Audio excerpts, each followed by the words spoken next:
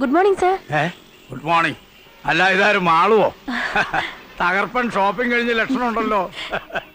ഞാൻ 2 ദിവസമായി സാറിന്റെ ഫോണിൽ വിളിക്കുന്നു. എന്തിന്? എനിക്ക് റെഫർ ചെയ്യാൻ കുറച്ച് ബുക്സ് വേണമായിരുന്നു. സിഎക്ക് പോയാൽ കൊള്ളാന്ന്. Very good, very good. ഞാൻ പഠിപ്പിച്ച കുട്ടികൾ ആരും മോശക്കാരാവില്ല. നിനക്ക് എത്ര ബുക്സ് വേണമെങ്കിലും തരാം. ഇവിടത്തെ ഫേമസ് വക്കീലന്മാരും ഡോക്ടർമാരും ഞാൻ പഠിപ്പിച്ച പിള്ളേരാ. എവിടെ ചെന്നാലും ഓരോ പൊസിഷനിലിരിക്കുന്ന എന്റെ കുട്ടികളെ കാണുമ്പോഴാ മനസ്സ് നിറയുന്നത്. അത് പ്രേമേന്ദ്രനല്ലേ? അതെ, ഞങ്ങളുടെ ഡ്രൈവറാ. ഡ്രൈവറോ? ഇവരും എന്റെ സ്റ്റുഡന്റാ. ഇയാള് കോളേജിലൊന്നും പഠിച്ചിട്ടില്ല. സാറിന് ആള് തെറ്റിയതാവും. പ്രേമേന്ദ്രന് എനിക്ക് തെറ്റാനോ? ഇവന്റെ കൂടെ ഒരു ദിവസം കഴിഞ്ഞവരാരും പിന്നെ ഇവനെ ആയുസിൽ മറക്കില്ല. പിന്നെ അല്ലേ 3 വർഷം പഠിപ്പിച്ച എനിക്ക്. കോളേജിലെ ഹീറോ ആയിരുന്നില്ലേ ഇവൻ? സ്റ്റുഡൻസിന്റെ ഇടയിൽ മാത്രമല്ല, ഞങ്ങൾ അധ്യാപകരുടെ ഇടയിൽ പോലും ഇവന് ധാരാളം ആരാധകരുണ്ടായിരുന്നു.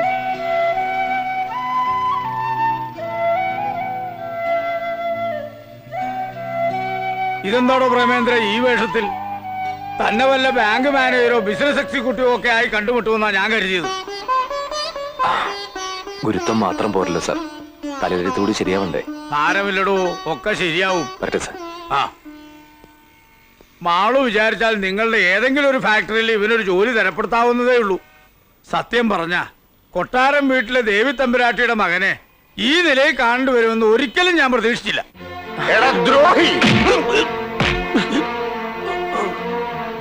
ഊരും പേരും മാറ്റി പറഞ്ഞ് കൂടെ നിന്ന് ചതിക്കാമെന്ന് വിചാരിച്ചു അല്ലടാ? സത്യമായിട്ട് എനിക്ക് ഒന്നും അറിഞ്ഞൂടാ. ഞാൻ ആരെയും ചതിച്ചിട്ടില്ല. ചതിച്ചിട്ടില്ല അല്ലേ? പിന്നെ എങ്ങനെയാടാ ഞങ്ങ ഇവിടെ എഴുതിയ ലേലത്തുക കൊട്ടാരം വീടൻ അറിഞ്ഞത്? ഇനി എന്നെ തല്ലരുത്, ഞാൻ പറയുന്നൊന്ന് വിശ്വസിക്കണം. മിണ്ടിപ്പോരുത് പൊട്ടിക്കഴിവുറ മോനെ.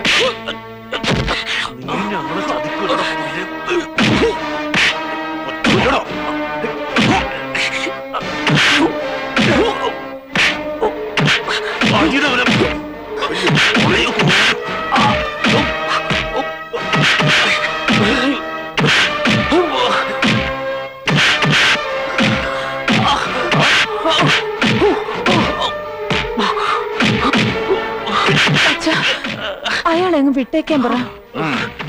മതിയടാ, കൊല്ലണ്ട, കൊണ്ടുപോയി കളഞ്ഞേക്ക്.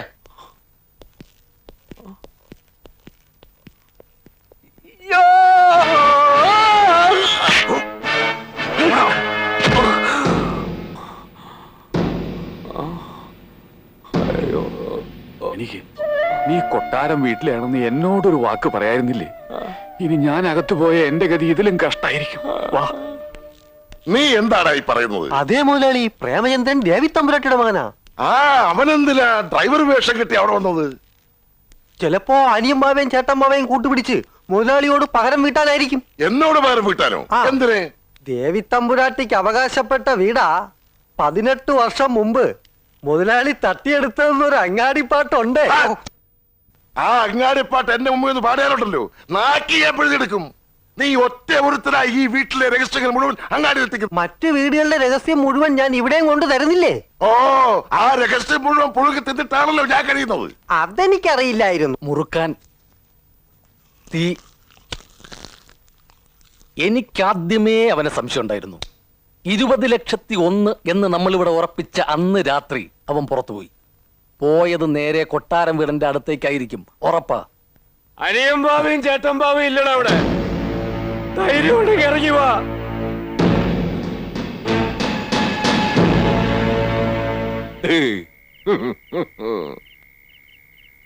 നിനക്ക് കിട്ടിയതൊന്നും പോരടാ. എടാന്നോ?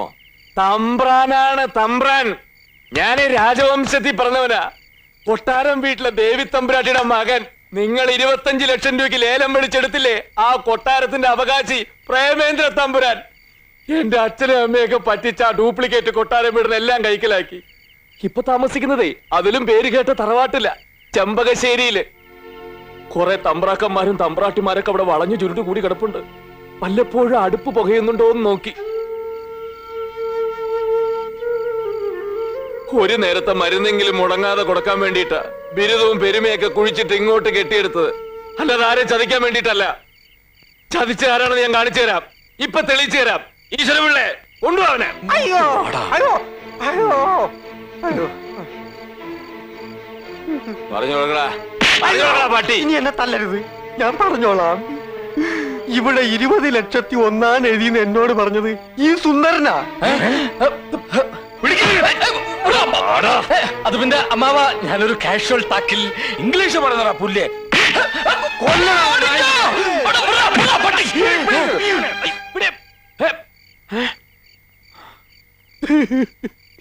എനിക്ക് ആദ്യമായിട്ട് ജോലി തന്നവരാ നിങ്ങള്. ഞാൻ മനസ്സുകൊണ്ടുപോലും നിങ്ങളെ ചതിക്കില്ല. എന്റെ നിരപരാധിത്വം തെളിയിക്കാതെ പോയ ഒരു കാലത്ത് എന്റെ മനസ്സിന് സമാനം കിട്ടില്ല. അതുകൊണ്ടാണ് ഞാൻ ഇവിടെ വന്ന് ഇത്രയൊക്കെ പറഞ്ഞത്. മുതലാളി വരെന്നോട് ക്ഷമിക്കണം. ഞാൻ പോവുക. ഈശ്വരപിള്ളേ, എന്തോ അവനോട് നിൽക്കാൻ പറയടോ. നീ തല്ലും കൊണ്ട് ആ വഴി പോയിരുന്നെങ്കിൽ നീ അല്ല തെറ്റുകാരനെന്ന് അറിഞ്ഞാലും ഞങ്ങൾ നിന്നെ തിരിച്ചു വിളിക്കൂല. ഇപ്പൊ നീ കാണിച്ചതാണ് ചങ്കൂറ്റം. അല്ലെങ്കിലും ആണത്തമുള്ള അവന്മാരെ ഞങ്ങൾക്ക് പണ്ടേ ഇഷ്ടമാ. ഇനി നീ എങ്ങും പോകണ്ട, ഇവിടെ നിന്നോ.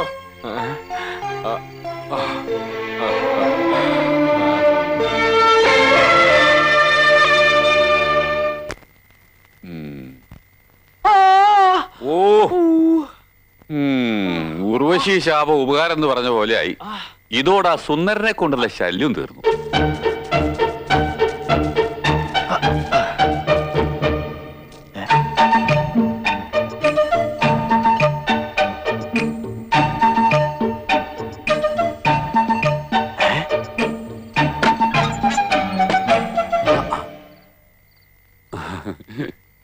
എന്തെങ്കിലും പറയാനുണ്ടെങ്കിൽ നേരെ വന്ന് പറഞ്ഞൂടെ?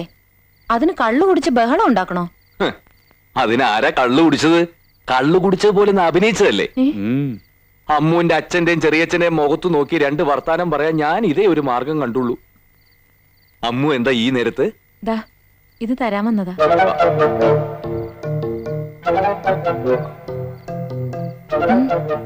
വീട്ടിൽ ഇത്രയൊക്കെ ബുദ്ധിമുട്ടുണ്ടെങ്കിൽ അത് പറയായിരുന്നില്ലേ?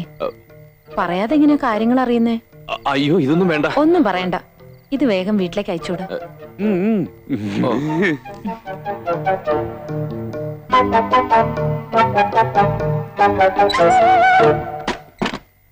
പ്രേമേന്ദ്ര, ഇത് സംഗതി മറ്റതാണ്. മറ്റതോ? പ്രേമം. അയ്യോ, അറുത്ത കൈക്ക് ഉപ്പ് തേക്കാത്ത മഹാപിശിക്കുക. ചാവാൻ പോവാന്ന് പറഞ്ഞാൽ 10 പൈസ കൊടുക്കില്ല. ആ അവള് നിനക്ക് ഇത്രയും പൈസ തരണമെങ്കിൽ ഇതിലെന്തോ ഉണ്ട്. അന്ന് അവള് നിനക്ക് ചോറ് വിളമ്പി തന്നപ്പോഴേ എനിക്ക് സംശയം ഉണ്ടായിരുന്നു. ഇപ്പൊ കാശറിഞ്ഞപ്പോ എനിക്കത് ഉറപ്പായി. നിങ്ങൾ എന്തൊക്കെയാ പറഞ്ഞോണ്ട് വരുന്നത്? നീ രക്ഷപ്പെട്ടെന്ന്. എങ്ങനെ? ചേട്ടമ്പാവയുടെ മോൾക്ക് നിന്നെ ഇഷ്ടായ നീ മഹാരാജാവായിന്നാ. എടാ, മുട്ടന്റെ അടുത്ത് മുട്ടണ്ട പോലെ മുട്ടിയാ പിന്നെ ഒന്നിനും മുട്ടുവരത്തില്ല. അങ്ങനെ മുട്ടിയാ മുട്ടുകാല് തല്ലി ഓടിക്കുന്നല്ലേ അവര് പറഞ്ഞിരിക്കുന്നത്. അല്പം ബുദ്ധിമുട്ടണം. മുട്ടണു.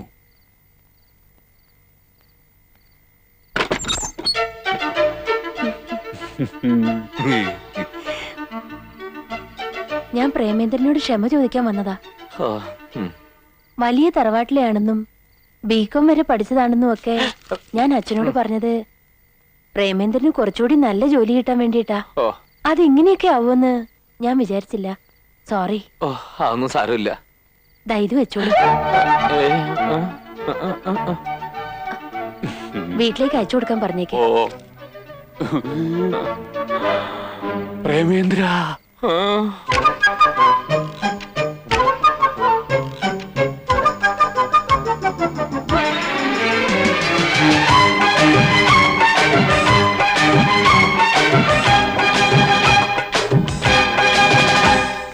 മഴവിൽ കൊടിയിൽ മണിമേഘം പോലെ നീ അഴകെ മനസ്സിൽ പൊന്നു ഞാനാടാൻ വാ. മഴവിൽ കൊടിയിൽ മണിമേഘം പോലെ നീ അഴകെ മനസ്സിൽ പൊന്നു ഞാനാടാൻ വാ. എൻ മാറിൽ നീ ഏതോ സംഗീതം. മുത്തം പെയ്യാൻ വാ, കഥ ചൊല്ലാൻ വാ, മധുമന്ദാരം ഇനി നീയല്ലയോ. മഴവിൽ കൊടിയിൽ മണിമേഘം പോലെ നീ അഴകെ മനസ്സിൽ പൊന്നു ഞാനാടാൻ വാ.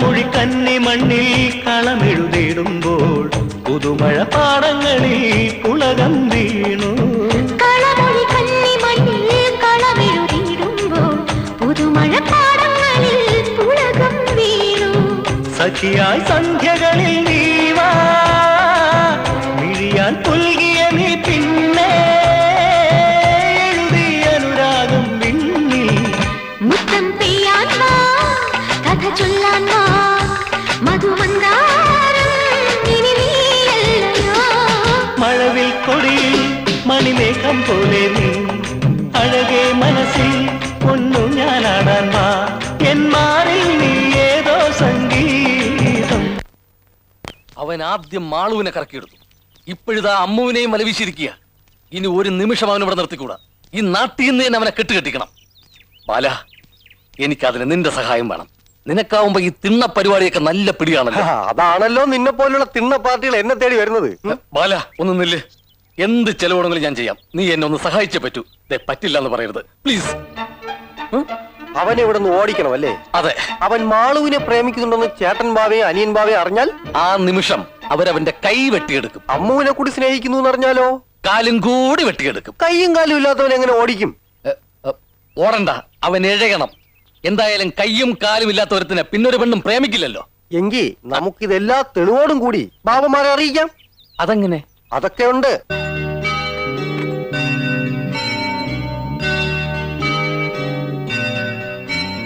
വരൂ.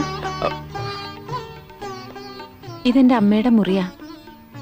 അമ്മ മരിച്ചേ പിന്നെ ഞാനും അച്ഛനും അല്ലാതെ മറ്റാരും ഇതിനകത്ത് കയറാറില്ല. ഇപ്പൊ ആദ്യമായിട്ടാ.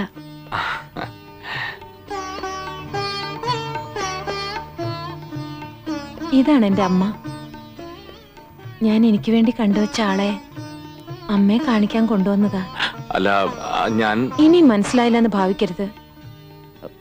എനിക്ക് പറയാനുള്ളതെല്ലാം ഇതിലുണ്ട്. അല്ല, ഇത്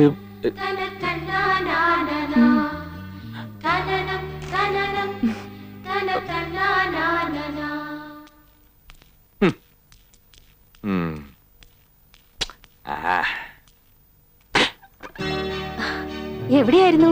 എത്ര നേരം ഞാൻ കാത്തിരിക്കുന്നു. അല്ല, ഞാനൊരു ഇടം വരെ പോയിരുന്നു. എന്താ? ഈ പ്രേമലേഖനം വാങ്ങുമ്പോഴും കൊടുക്കുമ്പോഴും ഒക്കെ വല്ലാത്ത ചമ്മലാണല്ലേ? അയ്യോ, അല്ല, ഞാനത് എനിക്ക് കോളേജിൽ ഒരുപാട് ലവ് ലെറ്റേഴ്സ് കിട്ടാറുണ്ട്. അതൊന്നും ഞാൻ കണക്കിലെടുക്കാറേ ഇല്ല. അതെ, ഞാനും അതെ. ഇതൊന്നും അത്ര കണക്കിലെടുക്കേണ്ട കാര്യമല്ലല്ലോ. പക്ഷേ ഇതങ്ങനെയല്ല. ഇത് ഞാൻ ആത്മാർത്ഥമായിട്ട് എഴുതിയതാ.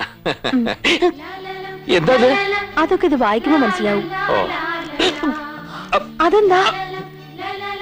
അതും ഇതേപോലെ ആത്മാർത്ഥമായിട്ട് എഴുതിയത് തന്നെ. എന്ന് വെച്ചാ മറുപടി മറുപടിയോ?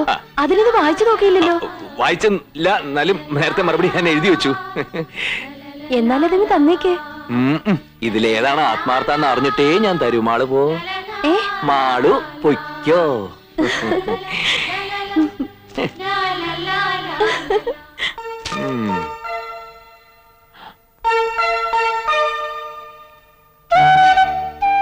എന്റെ പ്രേമേട്ടന്, എന്റെ പ്രിയപ്പെട്ട പ്രേമേട്ടന്.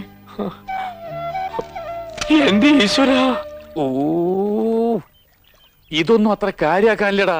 കാണാൻ കൊള്ളാവുന്ന ഡ്രൈവറെ കാണുമ്പോ സാധാരണ പെമ്പിള്ളേർക്ക് തോന്നാറുള്ള ഇതൊക്കെ. അവർക്ക് കളിക്കാൻ ഒരു പാവയാണ് ആവശ്യം. നീ അതുപോലെ അങ്ങ് നിന്നു കൊടുത്താ മതി. അതിനെ വേറെ ആളെ നോക്കിയാ മതി, എന്നെ കിട്ടില്ല. എടാ, കുരച്ചോണ്ട് വരുന്ന പട്ടിയെ കണ്ട ഓടരുത്, അത് ഓടിച്ചിട്ട് കടിക്കും. അതുപോലെ ആ പെണ്ണും സ്നേഹിച്ചോണ്ട് വരുമ്പോ തിരിഞ്ഞു നിന്ന് ഇല്ല എന്ന് പറഞ്ഞാൽ അവര് പല കുഴപ്പങ്ങളുണ്ടാക്കും. ഇല്ലാത്ത കഥകൾ ഉണ്ടാക്കി തന്തയോടും തള്ളോടും പറഞ്ഞു കൊടുത്തെന്ന് വരും. അതോടെ നിന്റെ ഗതി അധോഗതിയാവും. ഇപ്പൊ അമ്മും ആളും നിന്റെ കയ്യിലാ. അവരോടൊന്നും മയത്തിൽ നിന്നാ നിനക്ക് ബാബാ പ്രദേശത്തിന്റെ ഏതെങ്കിലും സ്ഥാപനത്തിൽ മാനേജർ വരെ ആവാൻ സാധിക്കും. അത് മറക്കണ്ട. നന്നായിട്ട് വായിച്ചു പഠിക്കുക.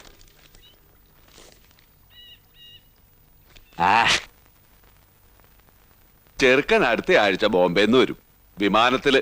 വിമാനമൊന്നും അങ്ങോട്ട് തറപ്പിച്ചു പറയാൻ അവന്റെ സ്വന്തം വിമാനമൊന്നും അല്ലല്ല, കൂലി കൊടുത്തല്ലേ വരണത്. വേണ്ടി വന്നാ സ്വന്തം വിമാനം മേടിക്കാനുള്ള കഴിവുണ്ട്. ചെറുക്കന് ബോംബെയില് വലിയ ബിസിനസ് അല്ലേ. അവന്റെ നിലയും വിലയും വെച്ച് നോക്കിയാ ഇപ്പൊ ചോദിക്കുന്ന ഈ 10 ലക്ഷം വളരെ കുറവാ. പിന്നെ പെണ്ണിന്റെ ജാതകത്തിലെ കുഴപ്പം അത്ര കാര്യാക്കിട്ടില്ല. ഏതായാലും ചെറുക്കനും പെണ്ണും തമ്മിൽ കാണട്ടെ. ചെറുക്കൻ പെണ്ണിനെ കണ്ടിട്ടുണ്ട് അമ്പലത്തിൽ വെച്ച്. കണ്ടിഷ്ടപ്പെട്ടതുകൊണ്ടാണല്ലോ എന്നോട് ആലോചിക്കാൻ പറഞ്ഞത്. അമ്മൂനും അവനെ ഇഷ്ടപ്പെടും. മിടുക്കനല്ലേ. അവരിക്കടെ കുടുംബപ്പേരെന്താണെന്നാണ് പറഞ്ഞത്? നാരകത്തറ. അവരിപ്പം വലിയ പണക്കാരല്ലേ. ഞങ്ങ ഒന്ന് തിരക്കട്ടെ.